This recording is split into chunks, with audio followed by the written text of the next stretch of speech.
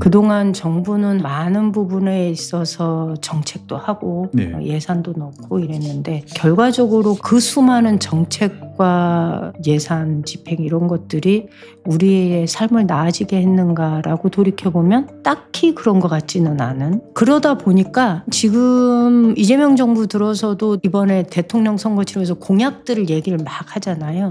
그럴 때 제가 바라보는 농정 과제와 다른 분들이 바라보는 농정 과제가 좀 차이가 많이 났었어요.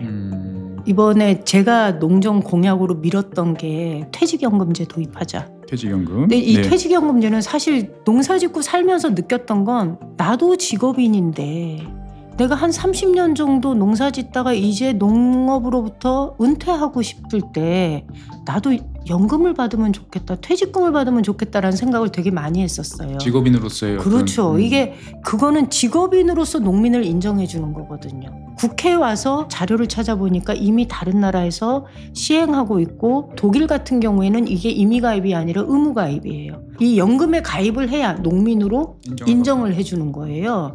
프랑스도 그렇고 우리가 아직 그 정도까지는 못 나간다 하더라도 임의가입으로라도 농업인들의 퇴직연금 제도를 도입하자.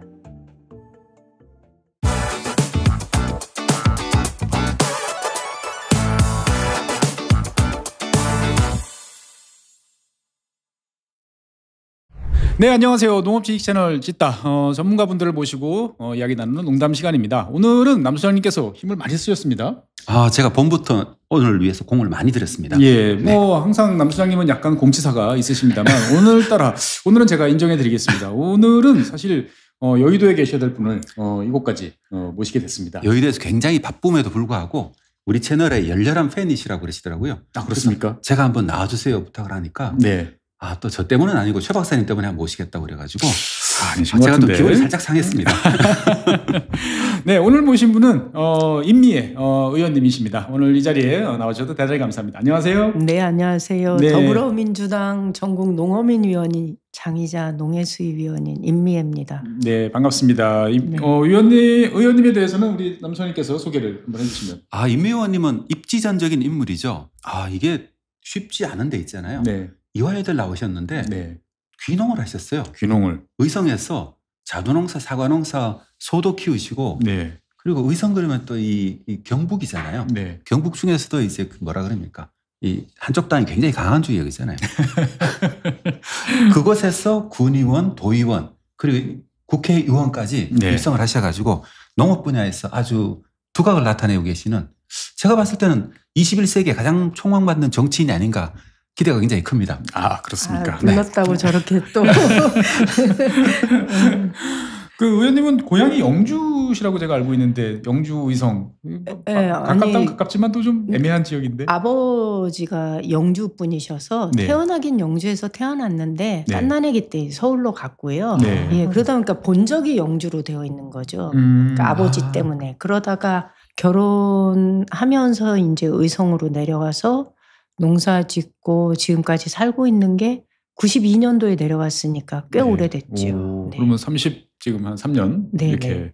근데 이 내려가시게 된 계기가 분명히 있으실 것 같은데 귀농이라는 단어 한마디로는 설명이 안 되는. 그 당시에는 뭔가 있을 것 귀농도 없었지 않나요? 네, 그때 저희 내려갔을 때 우리가 요주의 인물이어서 네. 네, 지역의 정복과 형사들이 형사님들하고 매일 찾아오고 우리 집에 특히 손님이 오면 그 손님의 이름과 주민등록번호를 알아가려고 저희 집을 아주 자주 방문했던 시절이니까 대학을 졸업한 젊은 사람이 농촌에 내려오는 게 굉장히 이렇게 색안경 끼고 보던 시절이었어요. 예나 지금이나 네. 사실은 흔하지 않은 상황이죠.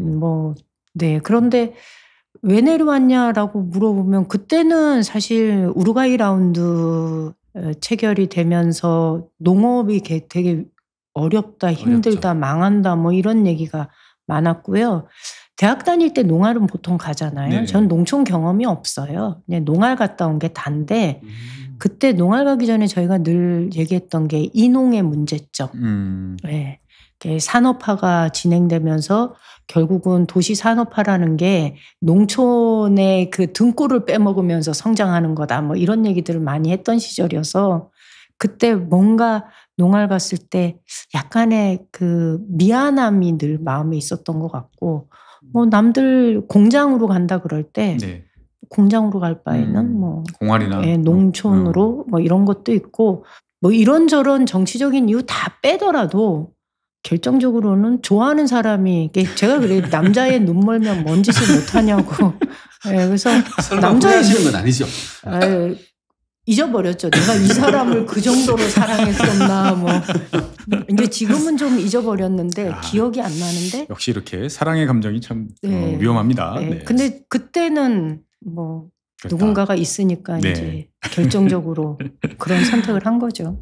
어떻게 보면은 이제 그동안에 아까 말씀하셨던 이제 착취당하고 뭔가 사람이 없어지고 그다음에 이제 위기에 처했던 농촌, 뭐 농업 이런 이제 생각을 이제 하시고 그다음에 오랫동안 이제 그 지역에서 거주를 하셨는데 33년이 지났습니다. 보면은 이제 그 사이에 이제 어떻게 변화했다라고 느끼시나요? 보면은 좋은 농촌 쪽으로. 사회가 예. 의성이 특히. 의성이요. 예, 좋은 쪽으로. 제가 느끼는 거는 정말로 위기감이에요. 이제는 네, 진짜 네. 제가 사람들이 이제 농민 대표로 비례대표 국회의원이 되었다 이렇게 생각하는 분들이 많은데요. 그렇지 않고 저는 대구 경북의 권리당원들의 투표로 지역 대표로 이제 비례 의석을 받게 된 거예요.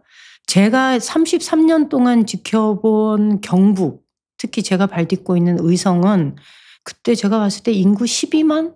그래서 당시에는. 줄어가지고 한 10만 된다고 막 사람들이 분노하던 시절이었어요. 아, 그런 근데 적이 있었어요? 예, 근데 지금은 5만이 무너진 네네네. 거고, 그때는 마을에 집이 그래도 다 꽉 차 있었는데 지금은 한 집 건너 두 집이 비어 있는.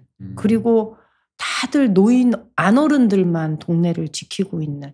그러니까 지방이 어떻게 축소되어 가고 있는가를 눈으로 늘 지켜봤고요. 농사 짓고 살면서 농사로 내가 먹고 사는 게 무지 어렵다는 것을 30년 동안 경험한 사람 중에 하나. 그래서 저는 누가 저한테 너를 한마디로 표현하면 어떠냐, 이렇게 어떤 정치인이냐 이렇게 물어볼 때가 있어요. 그럼 제가 두 가지 얘기를. 하나는 풀뿌리 정치인, 그냥 네. 기초부터 출발했으니까. 그리고 또 하나는 제가 발딛고 있는 것이 어쨌든 간 농촌이다 보니까 농민 정치인 뭐 이렇게 예. 얘기를 하죠. 어쨌든 이 지역을 거점으로 그래도 이제 30년 정말 이제 반평생 이제 살아오셨는데 사실 그런 지역들이 이렇게 잘 되고 뭔가 더 번성하고 잘 되는 게 아니고 점점 이렇게 축소되고 사람이 없어지고 하는 것을 쭉 지켜보시면 상당히 이제 우울하실 것 같다라는 생각도 네. 들고 그 우울함의 핵심에는 또 이 지역을 떠받치고 있는 농업이라는 또 이 산업을 또 같이 이야기할 수밖에 없을 네. 것 같은데 어떻게 보면 지난 30년 동안 뭔가 많이 한다고 했는데 왜 이렇게 됐을까요? 의원님이 보시기에는. 저도 잘 모르겠어요. 그동안 정부는 한다고 많은 부분에 있어서 정책도 하고 네. 예산도 넣고 이랬는데 결과적으로 그러면 그 수많은 정책과 예산 집행 이런 것들이 우리의 삶을 나아지게 했는가라고 돌이켜보면 딱히 그런 것 같지는 않은. 그러다 보니까 약간은 지금 이재명 정부 들어서도 농정에 이번에 대통령 선거 치르면서 공약들을 얘기를 막 하잖아요. 그럴 때 제가 바라보는 농정 과제와 다른 분들이 바라보는 농정 과제가 좀 차이가 많이 났었어요. 그러니까 저는 농사 짓고 살면서 저는 기본소득론자예요. 네네. 농업소득으로 먹고 살기 어렵다는 것을 일찌감치 알았고 그러면 내가 그래도 농사는 짓고 싶은데 여기서 발딛고 살기 위해서 누가 최소한의 뭐 큰 돈도 아니고요. 한 30만 원 정도가 내게 지급이 된다면 농업 소득이 발생하는 그때 처음엔 사과 농사를 지었으니까 가을 되면 한 11월 달쯤 되면 그때 소득이 나오기 전까지가 나머지 달이 문제거든요. 요 달 동안 아기 키우면서 살아가는데 하다못해 공과금이 나한테 짐이 될 거라고는 생각해 본 적 없거든요. 근데 전기요금도 수도요금도 건강보험도 나한테는 그게 빚인 거예요. 그래서 이런 소소한 것들로부터 좀 자유롭고 싶다라는 생각을 굉장히 많이 했었고 이것만 좀 된다면 내가 그래도 난 여기서 좀 버티고 살 수 있을 텐데 이런 생각을 좀 많이 했었지요. 소장님께서는 어떻게 생각하시나요? 우리 방송에서도 여러 번 이야기 나왔지 않습니까? 보면은 농민연금이라든지 뭐 기타 네. 등등과 관련돼서. 저는 농업인 연금에 대해서는 긍정적인 입장을 가지고 있고 하지만 이제 예, 농업 경제 있잖아요. 관련돼 가지고 이게 보조금에 대해서는 약간 부정적인 인식을 가지고 있거든요. 근데 네. 그걸 주지 말자는 주의는 아니고 사실은 우리가 알고 있는 문제들이 많은데 어떤 우리가 농업이 가지고 있는 문제를 점점 더 꼬이게 만든다는 생각이 많이 들어가지고 네. 근본적으로는 농업이라는 게 사실 계속 침체해 왔잖아요. 네. 우리가 우루과이 라운드 통과될 때 42조 원, 112조 원 그러면서 엄청난 예산을 넣었고 그게 사실 많은지 적은지 논쟁이 많지만은 그럼에도 불구하고 의원님 말씀처럼 농촌과 농업이라는 게 계속 이렇게 도농 격차는 점점 벌어지고 인구는 감소하고 이런 문제가 계속 있어 왔잖아요. 네. 그러면 근본적으로 그러면 저는 여기다가 예산을 더 넣는다고 해결되느냐 이 문제가. 그럼 우리가 저는 좀 다른 방향을 고민해야 되지 않냐 이런 입장을 항상 가지고 있거든요. 그러니까 이제 소장님께서는 이제 그런 생각을 많이 하세요. 그러니까 농민들이 보유하고 있는 토지를 이제 어떻든 모아서 이제 키워야 되는데 농민들 입장에서 봤을 때는 그나마 농사도 안 지면 소득이 완전히 없어지는 거 아니냐. 그러면은 어떻게 보면은 이제 그 농민들이 은퇴하는 조건으로 그래서 그 땅을 이제 보다 효율적으로 쓸 수 있는 그 대가로 어떻게 보면 상응하는 대가로 지역에서의 거주를 계속 보장할 수 있을 만큼의 연금이 지불되면 어떻는가. 그러니까 저는 동의해요. 그러니까 제가 이번에 제가 농정 공약으로 밀었던 게 크게 보면 한 5가지가 될 거예요. 네. 하나는 퇴직연금제 도입하자. 퇴직연금. 근데 이 네. 퇴직연금제는 사실 제가 얘기를 하면서 나중에 자료를 찾아보니까 이것과 관련된 연구도 많고 다른 나라도 하고 있고 이렇더라고요. 그런데 제가 농사 짓고 살면서 느꼈던 건 나도 직업인인데 내가 한 30년 정도 농사 짓다가 이제 농업으로부터 은퇴하고 싶을 때 나도 연금을 받으면 좋겠다, 퇴직금을 받으면 좋겠다라는 생각을 되게 많이 했었어요. 직업인으로서의 그렇죠. 어떤, 이게 그거는 직업인으로서 농민을 인정해 주는 거거든요. 그래서 그때 일찍부터 저는 농업인 퇴직연금제를 도입해야 된다고 생각을 했는데 국회에 와서 그것과 관련된 거를 주장을 하면서 자료를 찾아보니까 이미 다른 나라에서 시행하고 있고 이것을 시행하자라고 이번에 공약에 넣었어요. 넣으면서 이게 처음부터 국가 재정이 너무 무리하게 들어가니 반대할 수 있는 사람이 많잖아요. 그래서 그렇다면 임의 가입으로 하자, 일본처럼. 그런데 독일 같은 경우에는 이게 임의 가입이 아니라 의무 가입이에요. 이 연금에 가입을 해야, 농업인 연금에 가입을 해야 농민으로 인정을 해주는 거예요. 프랑스도 그렇고 우리가 아직 그 정도까지는 못 나간다 하더라도 임의 가입으로라도 농업인들의 퇴직연금 제도를 도입하자라는 게 제 첫 번째가 제가 넣었던 공약 중에 하나고, 두 번째가 우리가 언제까지 고령농들이 정말 이 농지로부터 해방돼서 노동으로부터 해방되고 싶은데 구체 없이 그러고 농사 짓고 사는 거거든요. 직불감이라도 조금 받아야 되고 남들 고추 농사 지으면 고추 뭐 따가지고 그래도 조그마한 돈이라도 마련해야 되고 이래야 된다고 생각하는 어른들이 너무 많으세요. 그래서 이런 분들이 가능하면 농지로부터 은퇴할 수 있도록 이게 이런 제도가 있거든요. 경영으로부터 은퇴했을 때 그러니까 농지를 이양하고 은퇴했을 때 주는 직불 제도가 있어요. 하고 있거든요. 1헥타르 기준으로 600만 원 1년에 지급해 주는 제도가 있어요. 그래서 이거를 좀 확대하자. 1헥타르에 600만 원 이유를 살펴봤더니 이게 1헥타르 농사를 지었을 때 기대소득이 600만 원이라는 거예요. 그래서 이거를 조금 확대하자. 한 1,000만 원 정도 내지는 이걸 좀 한시적으로 일정한 한 5년 정도, 그래서 연령 제한을 두고 이 연령대에 있는 분들이 농지를 이양하고 은퇴한다면 정부가 이렇게 지원을 해주겠습니다. 그리고 한시적으로라도. 그렇죠. 한시적으로라도 하자. 그래서 농지 이양 은퇴 직불제를 대폭 확대하는 거. 그다음에 농지 관리기구 저는 둬야 된다고 생각해요. 그러니까 농지가 이제 쪼개지는 걸 막아야 된다. 그렇죠. 이게 우리가 평균 경작 면적이 1.5헥타르라 그러잖아요. 근데 저희 지역엔 주로 과수농사가 많다 보니까 예를 들어서 10,000평 과수농사를 짓는 사람들도요. 한 블록으로 과수농사가 10,000평이 아니에요. 네. 제가 국회에서 그런 얘기했는데 저희 들이 그렇게 넓지 않아요. 마늘 농사를 짓는데 마늘 수확철이 되면 논마다 트랙터가 다 들어가 있어요. 내 거 해야 되니까. 네, 내 거 해야 되니까. 그런데 농기계를 구입을 했을 때 그 구입에 따르는 비용을 내가 감당해낼 수 있으려면 경작 면적이 최소 30헥타르가 되어야 된대요. 그런데 우리는 그 수천만 원 가는 농기계를 매일 마당에 세워두고 있거든요. 그렇죠. 이게 얼마나 낭비냐는 거예요. 옛날에 저희 남편도 그랬어요. 중고 사다가 마당에 3,700만 원짜리 사다가 탁 갖다 놨는데 그게 3,700만 원이 그 당시에 우리 읍의 아파트 전세 자금보다 비쌌어요. 그래서 내가 당신 이거 1년에 몇 번 쓰냐. 안 된다는 거야. 여기 남성분들 막 지르죠. 며칠을 막 이렇게 해가지고 결국은 그거 갖다 줬거든요. 그리고 제가 군의원이 됐을 때 농기계 임대센터 하자 이렇게 된 거였어요.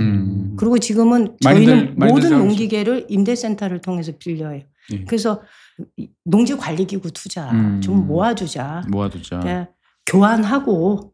근데 그걸 개인끼리 하라고 하면 잘 안 돼요. 정보도 제한돼 있고. 그러니까 교환도 하고 병합도 하고 필요하면 분할도 하고 하는 일을 할 수 있는 농지관리기구를 주자. 이게 제가 3번째 주장한 공약이고 4번째가 그거예요. 지금 대통령 직속 농특위가 사실은 유명무실하잖아요. 그런데 뭐 하는지 잘 모르겠습니다. 그러니까 현장에 다니다 보면 농정에 농민들이 참여할 수 있도록 거버넌스 구축과 관련된 요구가 굉장히 많아요. 네. 저는 그 거버넌스의 기능을 농특위가 해야 된다고 생각을 해요. 그래서 거버넌스 기능을 강화한 농특위 뭐 이런 얘기들을 했었는데 네. 사실은 잘 모르겠어요. 이게 공약에 국정기획입 자료에는 아무리 눈 씻고 찾아봐도 내용이 없어갖고. 근데 어쨌든 지금 의원님 말씀하신 것 중에 지금 이제 앞서 3가지, 첫 번째, 두 번째 3가지는 사실 저희가 이 코너에서 농담 코너에서 계속 반복적으로 이야기되는 거거든요. 그렇죠. 예. 너무 저하고 의견이 비슷해가지고 그러니까 아주 저도 고맙기도 한데요. 근데 문제는 국정기획위원회에 포함이 잘 안 된 것 같던데요. 그러니까 드러난 거 제가 그 확인을 해보니까 공개된 자료에는 이게 없는데 네. 그 아주 세밀한 내부 자료에는 이게 있다는 거예요. 그래서 그거는 저희가 좀 챙겨봐야 할 것 같아요. 그리고 저는 퇴직연금제도 도입에 대해서 이것이 청년들이 농촌에 들어올 수 있는 저는 좋은 장치가 될 거라고 생각을 해요. 영농을 위한 기반을 확충해 준다. 그렇죠. 그런데 이것에 동의하는 정치인이 그렇다고 많은 건 아니에요. 굉장히 우리 국회에서 이번 국정 공약으로 이렇게 반영이 된 게 처음 있는 일이고 꺼낸 것도 처음이고 제가 작년에 연구 용역 과제를 이걸로 했거든요.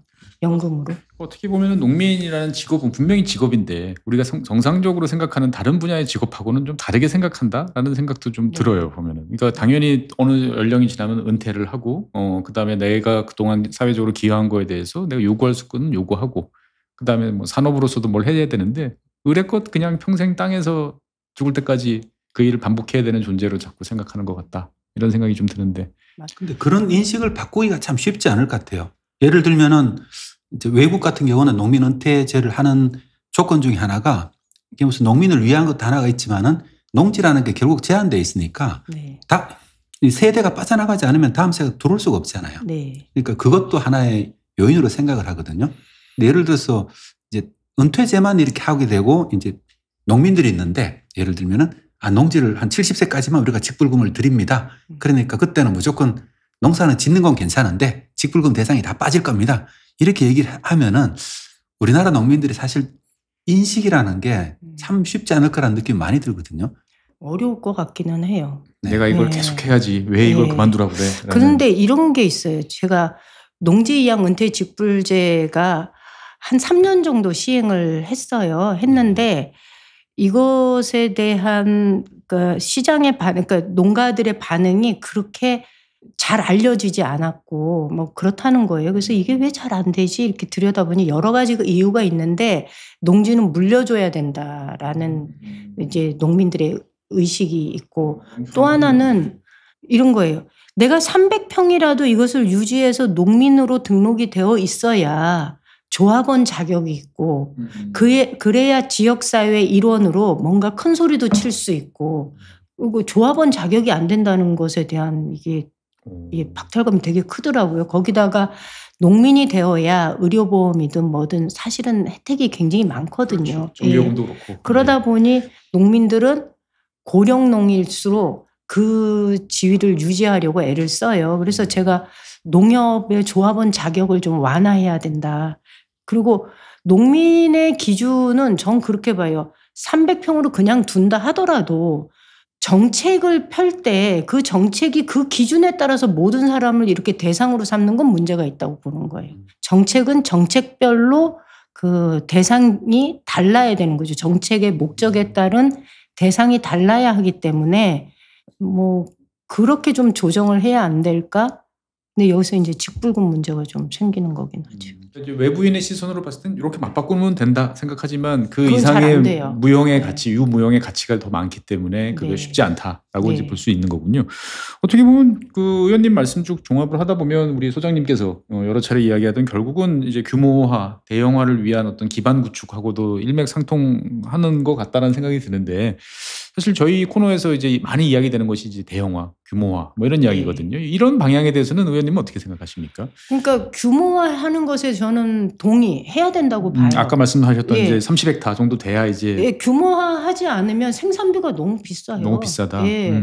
그러면 자꾸 농민들 입장에서는 생산 원가에도 미치지 못한다라는 얘기가 나올 수밖에 없는 거예요. 그러니까 생산비를 낮추는 방법은 일정한 규모를 갖추어야 생산비가 떨어지거든요. 그런데 이제 이것도 하나는 전제가 있어요. 사실은 농업소득으로 농민들이 모든 것을 꾸려나가기가 어렵다. 어느 나라도 불가능해요. 그렇죠. 예. 대한민국의 한 22%예요. 전체 농민들의 가구 소득 중에 농업 소득이 차지하는 비율이 한 22%. 일본도 유사하더라고요. 그래서 농업 선진국이라고 하는 덴마크는 그럼 어떤가 보니까 우리보다는 높아요. 한 30에서 50% 이렇게 얘기를 하더라고요. 높기는 하나 온전한 농업 소득으로 농가가 생계를 꾸려나가는 것은 전 세계 농업의 특성상 사실은 불가능하다라는 거를 저는 농민들이 인정해야 된다고 봐요. 농업 소득을 향상시켜서 뭔가 모든 문제를 해결하겠다는 것은 벗어나야 된다. 그렇죠. 농업 소득을 올려야 된다고 생각하면 방법이 뭐가 있겠어요? 농산물이 비싸지는 방법밖에 없지. 이제는 더 이상 도시민들이 또 그 오케이를 하지 않는. 그러니까 농산물이 비싸지면 말씀하신 것처럼 시장에서 외면받아요. 맞습니다. 네.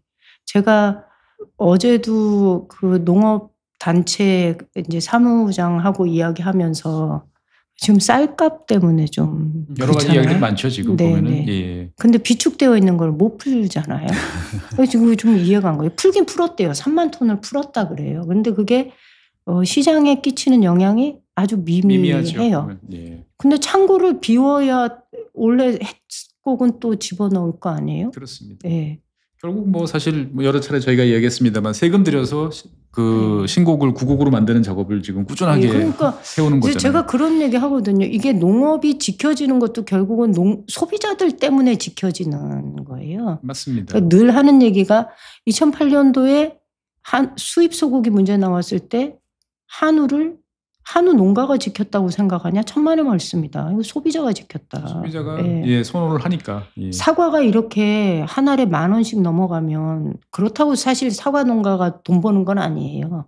그런데 이것이 좋다고 이 상태를 유지하고자 한다면 소비자 입에서 사과 수입해서라도 나도 사과 먹고 싶어요라는 말이 나오는 순간 대한민국 사과 농업은 소비자들이 손을 떼면 지킬 수가 없어요. 사실 의원님 말씀 들으면서 좀 마음속으로는 되게 좀 감동 했어요. 왜냐면은 저 개인적으로 이러면 안 되는데 여기 되게 아니, 농업계에서는 별로 욕 많이 먹는 욕 많이 하는가요? 아니 저는 정말 우리 그런 칭찬 게 많이 받는 줄 알았는데 그게 아닌가 이제 봅니다. 보통 농업 관계자분들은 주로 이제 다 생산자 입장에서 말씀하시단 말이에요. 근데 저처럼 이제 소비자 입장은 도대체 어디 갔냐 이게 이제 항상 저의 불만이었거든요. 먹는 사람 입장에서는 왜 생각을 안 해주느냐.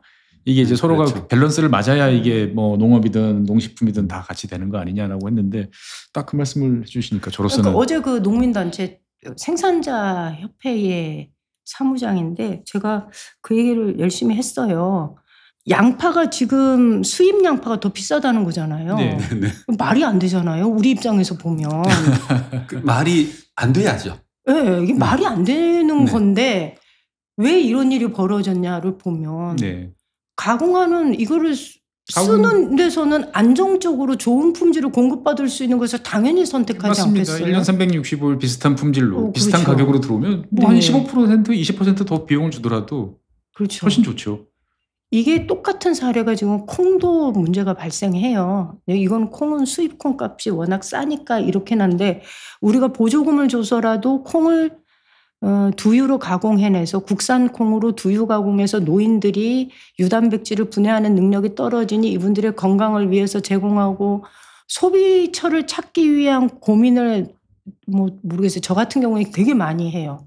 안 그러면 양곡관리법 통과됐는데 이 법이 어디 가서 성공을 하겠어요. 타작물을 재배하면 그 타작물 소비처를 만들어야 될 거 아니에요. 그렇죠. 그래서 얘기를 하는데 그 지점에서 생산자들하고 딱 부딪히는 지점이 있어서 설득을 해야 된다. 니네들도 이제는. 예. 근데 동의해요. 그럴 때는 또. 의원님 앞에서만 동의하시는 거 아닌가? 그럴지도. 근본적으로는 사실 조금 전에 말씀하셨던 농업소득으로 농가소득을 채울 수는 없다. 네. 이 말씀하셨잖아요. 네. 이건 사실 전 세계 어느 나라나 다 비슷하잖아요. 똑같아요. 유럽을 방문하더라도 다 직불금이 네. 이제 농업소득의 순소득의 대부분이더라고요. 실제로 농사를 지어가지고는 직원도 월급 주고 해버리고 나니까 이게 자재비 되고 나면 그러니까 그 농업법인에 소속된 직원보다 농장주가 소득이 많은 것 같지가 않더라고요. 네. 그런 상황이 발생하더라고요. 직불금을 받아도요. 결국 그런 이제 두 분의 말씀을 종합해 보면 결국 농업소득으로 이제 보편적인 어떤 일정 수준 이상의 생활을 유지할 수 있을 만큼의 소득을 올리는 것은 쉽지 않다. 그러니까 네. 직불금을 비롯한 여러 가지 이게 사회적인 서포트가 필요하다. 결국은 우리나라도 이전 소득이 예. 40%가 40% 넘어요. 정도 되죠. 그렇죠. 예. 그럼 이제 보통 도시에 사는 사람 입장에서 봤을 때는 오케이. 그러면 그 다음에 드는 생각은 그러면 그 볼륨을 좀 줄여야 되지 않을까? 라는 이 농민의 숫자가 좀 더 이제 줄어야 어떻게 보면은 한 분 한 분이 받을 수 있는 게 더 늘지 않을까라는 생각도 사실 그렇죠. 들거든요. 사실은 이게 키포인트 같아요. 그러니까 직불금 자체는 면적 단위로 보면 뭐 유럽은 30에서 80만 원 정도를 주고 우리나라는 200만 원을 주잖아요. 그런데 농민들은 직불금이 너무 작다고 느끼는 거는 면적이 너무 작으니까 그런 문제가 생기거든요. 그러면 1헥타르, 2헥타르 가진 분이 농업에 따라 다르지만은 일반적인 작물을 재배하면서 내가 살 수 있을 만큼의 소득을 보장해 달라 이런 주장을 농민들이 하잖아요. 하는 걸 보면은 사실 그걸 가능하게 하는 방법은 직불금을 몇 배를 더 늘리거나 아니면 농산물 값이 몇 배가 더 비싸져야 되는데 직불금을 몇 배 더 늘린다고 해결되는 게 아닌 게 직불금을 더 늘리면 농가 숫자가 더 늘어날 거거든요. 이게 지금 우리나라의 그 농가 숫자하고 경영체 숫자의 그 불일치 문제 있잖아요. 이런 문제가 있어가지고 농가와 경영체 문제는 저도 이제 이 고민은 많은데 두 가지 지점인데요. 하나는 직불금이 도입되던 20년도죠. 20년도에 경영체 숫자가 늘은 건 맞아요. 그런데 그 이후 줄어들어요. 예, 이거는 그렇다고 해서 그러면 소농 직불금 때문에 경영체가 많이 늘었느냐? 오로지 그게 원인이냐라고 말하면 제가 이제 어제 자료를 한번 봤는데 꼭 그렇다라고 말할 수는 없다라고 저는 결론을 내린 그 거예요. 하나가 원인이라고 네. 생각지는 않고요. 네. 2015년부터 계속 늘어났으니까. 그렇죠. 법인도 많이 늘었고 그다음에 여성 농업인도 많이 늘었고 사실은 제가 2019년도 경북 도의원 할 때 여성 농업인이 직업으로서 지위를 인정받는 방법이라고는 딱 하나가 있었어요. 공동 경영주로 등록하는 거. 근데 등록 비율이 10%가 안 되는 거예요. 한 자리 숫자예요. 그래서 이것을 담당했던 기술센터 쪽에다가 이거에 대해서 적극적으로 홍보하고 가입률을 높이기 위해서 노력하자 뭐 이렇게 해서 저희가 그 뒤로 조금씩 현황 파악하고 늘었던 적이 있는데요. 그런 부작용이 있음에도 불구하고 그 직불제도의 긍정적인 점들은 저는 굉장히 많다라고 보고요. 그 대신 이런 건 있어요. 경영체를 기준으로 해서 우리가 모든 정책의 보조금이든 뭐 정책사업 대상으로 이렇게 하는 건 전 그거는 손봐야 된다라고 봐요. 실제 대상한테 네, 대상이 그게 큰 틀의 대상이 될지는 모르겠지만 경영체 등록되어 있다고 해서 모든 정책 사업의 대상이 되어서는 전 안 된다고 보는 거예요. 하나의 필요 조건이지. 네, 그렇죠. 그러니까 예를 들면 그 왜 직불금 부정수급 사례들이 많이 나오잖아요. 항상 대서특필되죠. 네, 굉장히 나오잖아요. 그리고 최근 몇 달 전에 경기도 인근에서 친환경 농업을 하는 사람들이 실제로 임대차 계약서를 쓰지 못하는 유령 농부로 존재하고 임대차 계약서를 못 쓰니까 직불금도 못 받고 직불금 못 받을 뿐만이 아니라 어떤 경우에는 심지어 땅 주인이 인증을 취소해달라라고 요구하는 경우가 있는 거죠. 그 8년 자격 요건 때문에 그 기간에 내가 받아야 내가 농사 짓는 걸 증명할 수 있으니까. 그래서 저는 이렇게 보는 거죠. 이런 상태에서 농업재해대책법이든 재해보험법이든 양곡관리법이든 이런 법적인 틀이 아무리 좋게 만들어 농민들한테 이렇게 많은 혜택을 주기 위해서 만들어진다 하더라도 그 혜택이 실제 농부한테 돌아가겠는가 보면 그렇지 않은 거예요. 어떻게 보면 현실과 그 이론상의 제도상의 네. 괴리가 너무 크다. 제가 예를 들어서 그 얘기해요. 농사는 내가 짓는데 네. 땅 주인은 최 박사님이에요. 네. 근데 임대차 계약서 안 써줬어요. 그럼 직불금 제가 받아요? 아니면 최 박사님 제가 받죠. 예. 그럼 보험을 제가 들겠어요? 들겠어요? 사실은 제가 들어야 되지만. 그렇죠. 아니요, 들어요. 실제로. 왜냐하면 그래야 농업재해보험이요. 10%가 채 안 되는 게 자부담이에요. 그런데 요즘 재해는 상습화되어 있어요. 그렇죠. 그러다 보니 과수농사 짓는 우리 지역의 경우 이런 일들이 꽤 여러 건이 드러나요. 재해보험이 그러면은 재해보험을 땅 주인이 받아가는 거죠. 이거는 이 사람이 저도 몰랐네요. 그러니까 이런 제도를 이런 이렇게 현장을 손보지 않은 상태에서 재해보험법, 재해대책법이 그냥 적용이 되면 문제가 생긴다는 거죠. 그러니까 보험농사 짓는다는 얘기가 현장에서는 아주 많이 나오는 거예요. 그러니까 저는 이번에 이제 대통령실하고 이렇게 의견을 보낸 건 법 시행 이전에 사업자 등록해라. 이거는 세금을 걷기 위한 사업자 등록이 아니라 실제 농부를 파악하고 매입과 매출이 발생하는 사람이 진짜 농부 아니겠어요? 저희가 저희 시간에 매번 강조하던 그 영세율 적용해서 하자 이야기인데. 그러니까 이거를 세금을 걷는다고 생각하니까 안 되는 거예요. 저항이 있어요. 그런데 수입 안정보험을 도입하려고 해도 필요한 건 사업자 등록이에요. 그렇죠. 그러니까 이거 하자. 실태가 파악돼야 되니까. 농민들은 세금 걷는 것만 문제도 아니고 저는 이제 좀 약간 좀 불만이 있는 게 뭐냐면은 불만 얘기하면 좀 안 좋긴 한데 하셔요. 근데 이거 농민들도 뭔가 노력을 해야 되잖아요. 뭘 해야 되는데 예를 들면은 세금을 도입하자 세원을 파악해서 세금을 걷을 생각은 없잖아요. 오히려 행정 비용이 더 들어가니까. 더 들어가죠. 그러니까 이거는 세금 걷는 거하고 전혀 상관이 없고 이게 방금 말씀하신 것처럼 여러 가지 그런 일 때문에 세금을 걷자는 거고 실제로 이걸 사업자 등록을 함으로 해가지고 누가 진짜 농민인데 제대로 된 지원이 갈 수 있도록 맞습니다. 만들자는 얘기잖아요. 그런데 이걸 또 어떤 분들이 반대를 하냐고 가만 보고 있으면 댓글을 보고 있으면은 세금 등록하는 것도 싫다는 거죠. 그럼 도대체 어떡하라는 거냐. 아무것도 안 하고 그러면은 그냥 돈 달라. 그럼 어떻게 제대로 된 뭘 찾아줄 수 있느냐 이거죠. 저는 그러니까 참 제가 어렵다는 생각이 많이 들거든요. 이거를 이제 여러 군데다가 의견을 보내고 이제 장관하고도 이야기를 하고 하는 이유가 내년 1월, 2월 되면은 영농교육 하거든요. 다 마을마다. 그 기술센터에 다 불러갖고 영농교육 할 때 해야지요.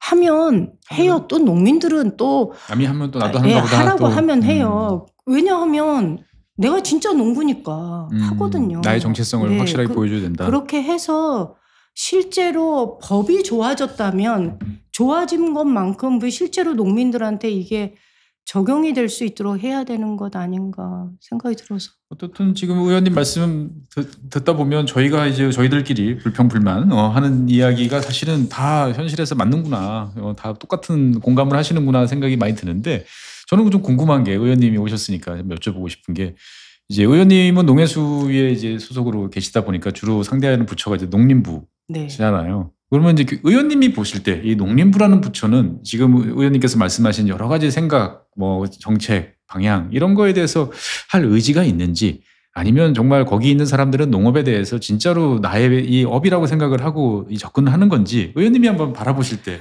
그거 너무 어려운 질문 아니에요? 그러니까 저는 돌아서서 내일 또 만나야 되는데 그렇게 물어보시면. 본회의 질문은 상당히 히트를 많이 하셨잖아요. 날카롭게 질문하셔가지고. 근데 그러니까 저는 사실은 제가 이 질문 드리고는 저도 이제 국회에서 한 10년 이제 근무를 하면서 가끔은 그런 생각이 들 때가 있다라는 거죠. 관료로서의 가져야 될 자세와 그다음에 그 일을 잘하기 위해서 사실은 관료가 아닌 다른 쪽의 관점을 너무 많이 취하시는 분들 또 아니면 또 너무 지나치게 또 보수적인 분들 여러 패턴들을 보다 보니까 이게 과해도 안 되고 부족해도 안 되는 게 관료의 어떤 그 자질, 뭐 자세, 뭐 이런 느낌이라 많이 들었는데 부처마다 많이 다르더라고요. 그래서 제가 예결위원을 작년에 했고 올해도 하는데 그중 우리 의원님 중에 저 초선 의원인데 그 의원 한 분이 공무원이었던 분이 얘기하는데 이렇게 얘기하시더라고요. 자기는 공무원들은 예산을 다룰 때 감정을 다 배제하고 본다는 거예요. 그냥 수치로 본다는 거예요. 숫자로. 네. 그런데 국회에 와서 예산을 들여다보니 이게 모두 다 저는 그게 수치가 아니고 그게 사람의 삶이거든요. 목소리로 네. 보이시죠. 그러니까 저는 그렇게 바라보는데 이 사람 공무원들은 이게 수치로 바라보는 거예요. 그래서 이 숫자 안에 들어있는 사람들의 삶을 들여다보게 되었다라는 얘기를 그 동료 의원 한 분이 하시길래 아 이게 이분들하고 나하고의 차이였구나라는 생각이 드는 거죠. 아주 손쉽게 깎아버리거든요. 근데 깎으려면 아예 사업에 따라 다르잖아요. 아예 주지 말아야 되는 사업이 있고 주려면 그냥 손해보는 것 같아도 왕창 줘서 제대로 하도록 해야 되는 사업이 있는데 다들 어정쩡하게 그래서 내가 이건 하라는 건지 말하는 건지 이런 경우가 있는데 뭐 그런 것 같아요. 그러니까 의지가 없다 뭐 이런 것보다는 이 훈련된 것 같아요.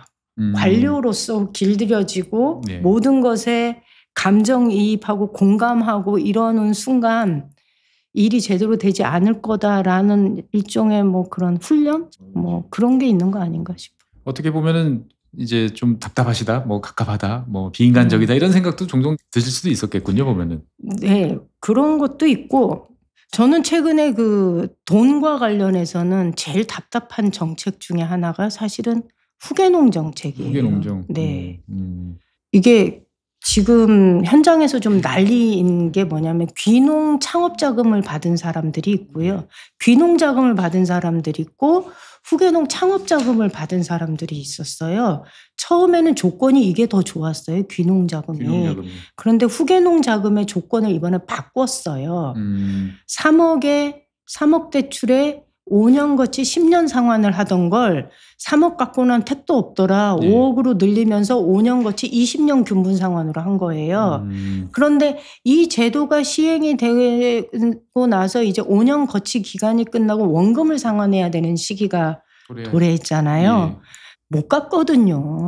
못 3억이면 1년에 3천만 원이에요. 원금만. 네. 10년 상환은 3,500만 원씩 계속 갚아야 되는데 3,600만 원, 100만 원도 커요. 깎으면 안 돼요. 1년 벌어서 3,600만 원 못 쉽지 않죠. 벌어요. 못 갚습니다. 예. 못 갚습니다. 매출도 그런데 이거를 겁 없이 돈을 막 젊은 애들한테 막 주고 이제는 5억 주니까는 이거 자기네도 가만히 생각해보면 10년 동안 균분 상환하는 거 불가능하거든요. 그러니까 이거를 20년으로 한 거예요. 그러니까 귀농 자금 받은 사람들이 들고 일어나죠. 이 조건 이렇게 완화하면 우리도 해줘 이렇게 된 거예요. 근데 이건 대상이 다르니까 사실 그 농림부에서는 그거 불가합니다 이렇게 얘기하지만 이쪽은 난리가 난 거죠. 왜냐하면 이렇게 난리 나는 이유가 이분들도 상환기일이 도래한 거예요.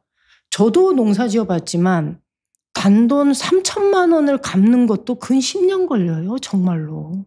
그래서 제가 젊은 애들한테 그래도 절대로 빚지지 마라. 네 몸을 가볍게 해야 언제든 정말 힘들다 싶으면 잠깐 나갔다가 그래도 그리우면 다시 들어올 수 있는 게 이 농사여야지. 빈무서운 줄 알아야 된다. 그럼요. 근데 저희 지역이 의성이고 의성에 이웃사촌 시범마을을 하면서 그 당시 들어왔던 젊은 친구들이 있어요. 스마트 네네. 농장에 들어왔던 친구들이 토지 구입 자금 2억을 대출받아서 들어왔고요. 시설 자금 3억을 대출받아서 들어왔어요. 5억이에요. 계산해 보세요. 그래서 제가 그때 이거 못 갚는다 이렇게 얘기를 했더니 그 친구들이 뭐라 그랬냐면 그때 되면 땅값이 오르겠지요. 이렇게 얘기했어요. 저한테. 근데 그 땅값 안 올라요. 저는 이미 농지는 정점을 찍었다고 보고 시골은 있거든요. 이미 하락하고 있죠. 그럼 일부 지역만 오를 많이 뿐이지. 하락했어요. 네네.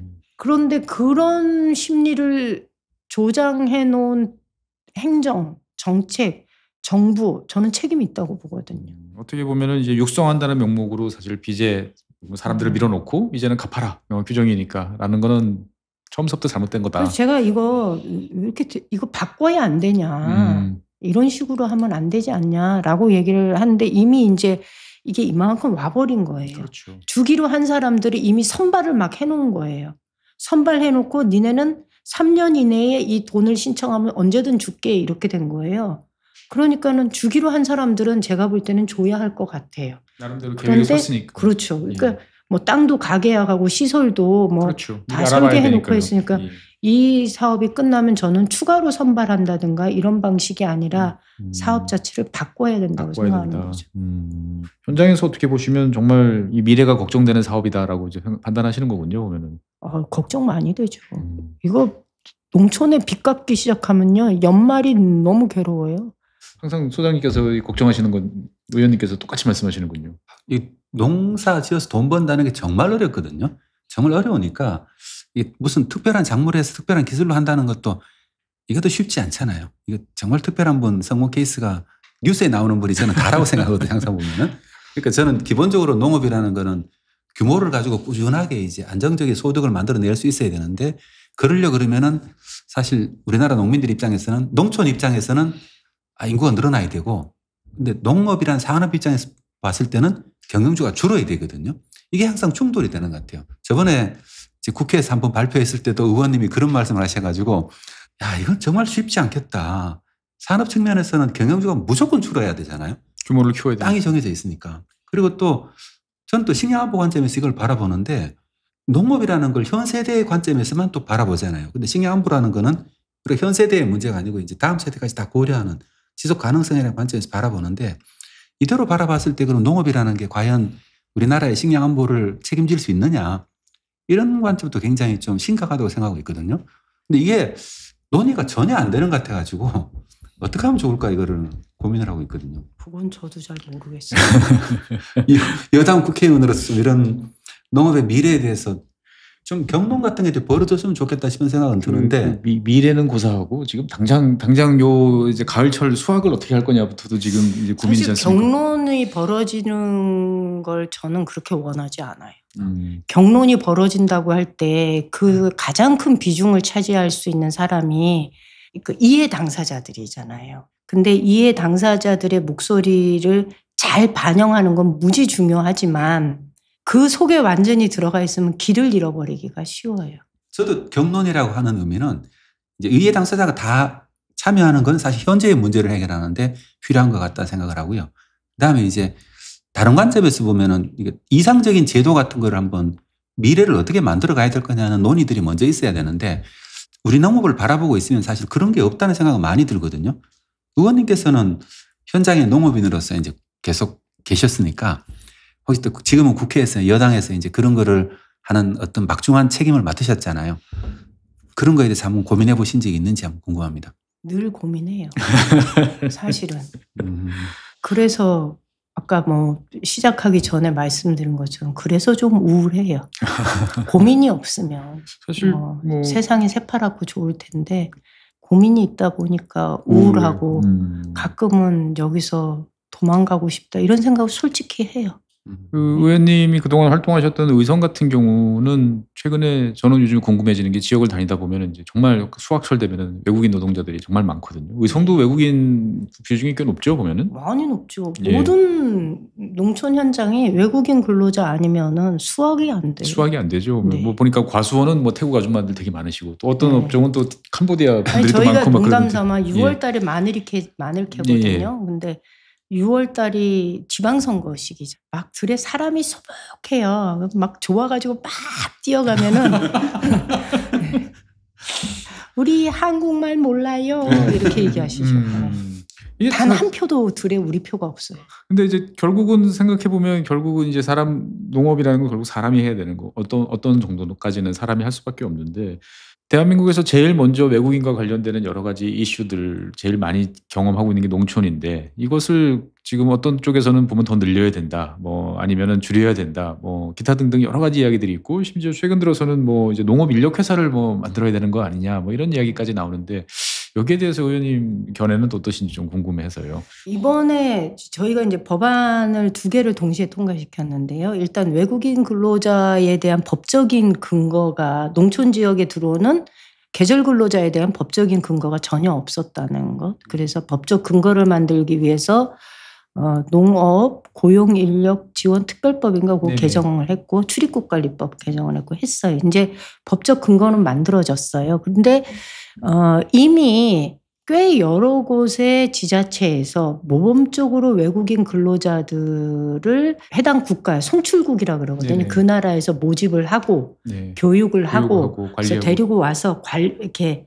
작업장마다 예. 분배도 하고 관리도 하고 임금도 이렇게 뭐 떼이거나 이런 일 없이 리베이트. 리베이트 뭐 이런 거 없이 이렇게 관리하는 곳들이 꽤 여러 군데가 있어요. 그리고 이렇게 해보니까 좋아서 이후에 안정적으로 경험 있는 사람들이 지속적으로 들어오게 관리하고 있는 곳이 있어요. 대표적으로 거창군 같은 경우는 그렇게 해요. 근데 이 일을 하기 위해서 전담 공무원이 한 명이 붙어 있어요.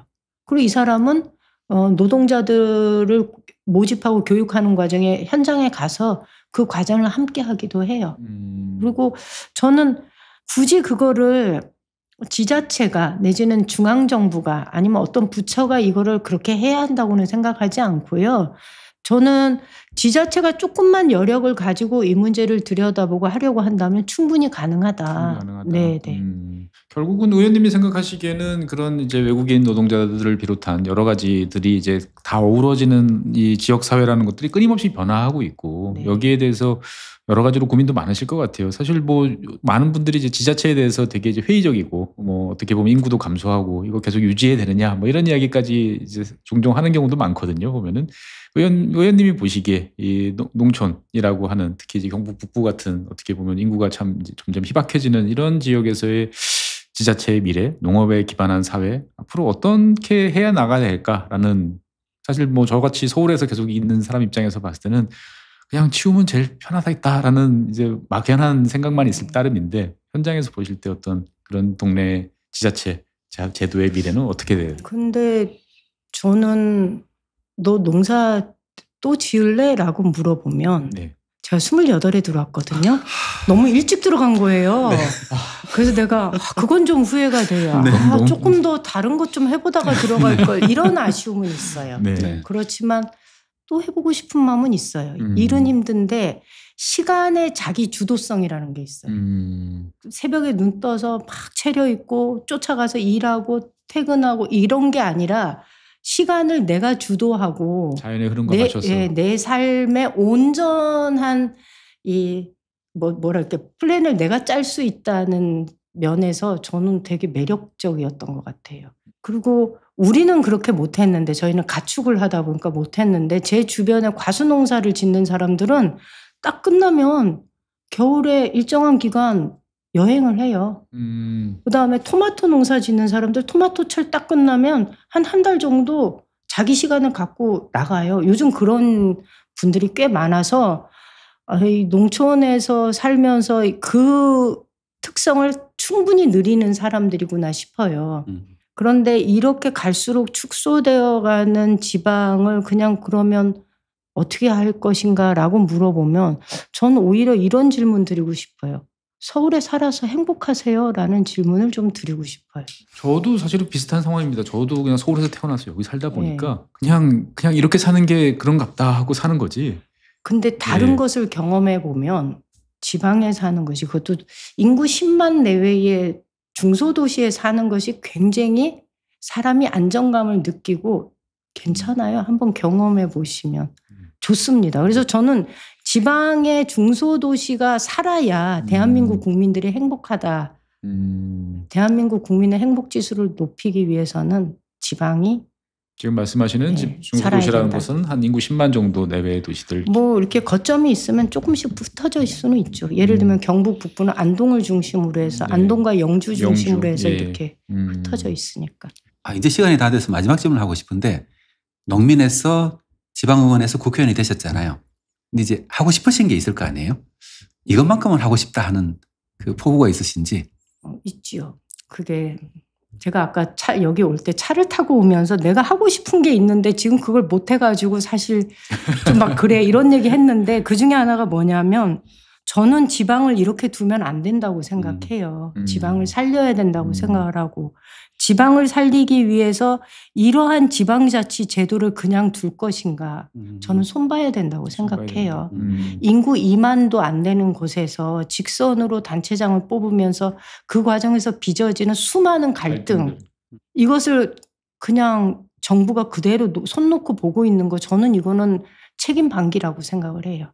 그렇다고 행정통합하자라고 얘기하면 이거는 지역 입장에서는 자신의 역사성과 정체성, 고유성을 모두 다 부정당하는 거기 때문에 안 하려고 해요. 그런데 그것을 왜 굳이 정치는 행정통합이라는 용어로 묵냐는 거죠. 저는 각자의 고유성은 보장해 주되 네. 지방자치 방식을 바꾸면 되는 거거든요. 어떻게 바꾸는 걸까요? 저는 필요하다면 임명제도 되고요. 인구 일정한 규모 이하는 네. 자치군이 아니라 행정군으로 돌려서 임명하는 방식도 좋고 그런 곳은 주민자치위원회를 활성화시켜서 주민자치의 장점이 보강될 수 있게 해야 되는 거는 그렇게 할 수 있다고 봐요. 그리고 지방자치법이 바뀌었어요. 그렇게 할 수 있도록. 그런데 그렇죠. 아무도 그걸 적용할 하잖아요. 생각은 안 그래서 하시고. 저는 이번에 행안부 장관한테 시범적으로라도 해보자. 인센티브를 줘서 시범적으로라도 한번 해보자. 왜 전국의 지자체가 똑같은 방식으로 선거하고 똑같은 방식으로 운영을 해야 되냐. 맞습니다. 전 이거 바꿔야 된다고 생각해서 그 일을 좀 하고 나면 임기 끝났을 때 그래도 뭐 한 가지는 했네 이럴 것 같은.